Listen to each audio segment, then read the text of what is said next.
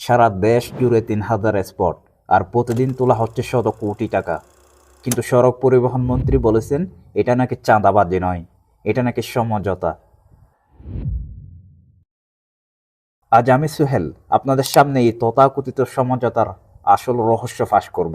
গত ২০ ফেব্রুয়ারি ২০২৬ তারিখে মন্ত্রী শেখ রবিউল আলম সচিবালয়ে সাংবাদিকদের বলেছেন, মালিক আর শ্রমিকরা মিলে নিজেদের কল্যাণের জন্য যে টাকা তোলে সেটা নাকি বাধ্য হয়ে দেয় না, সবাই খুশি মনে দেয়। কিন্তু ট্রান্সপারেন্সি ইন্টারন্যাশনাল বাংলাদেশ টিআইবি বলেছেন এই যুক্তি আসলে চাঁদাবাজিকে বৈধতা দেওয়ার একটা অপচেষ্টা মাত্র।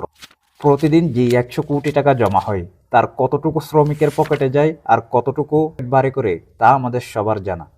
এখন আপনি বলতে পারেন সোহেল ভাই, তারা সমঝোতা করুক আর যাই করুক, আমার কি? ভাই একটু মন দিয়ে শুনুন।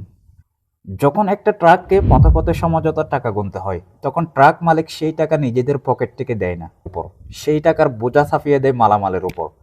ফলে বাজারে যে সবজি ৩০ টাকায় হওয়ার কথা সেটা আপনাকে কিনতে হচ্ছে ৫০ টাকায়।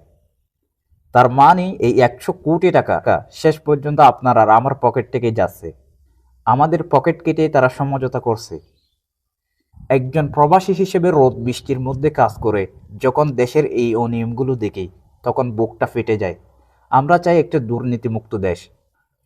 আপনাদের এলাকায় কি এমন কোনো সমঝোতা বা চাঁদাবাজি দেখেন? কমেন্টে অবশ্যই জানাবেন। আর ভিডিওটি শেয়ার করে অন্য ভাইদের এই সত্যটা জানিয়ে দিন। আমি সোহেল, দেখা হবে পরবর্তী কোনো ভিডিওতে। আল্লাহ হাফেজ।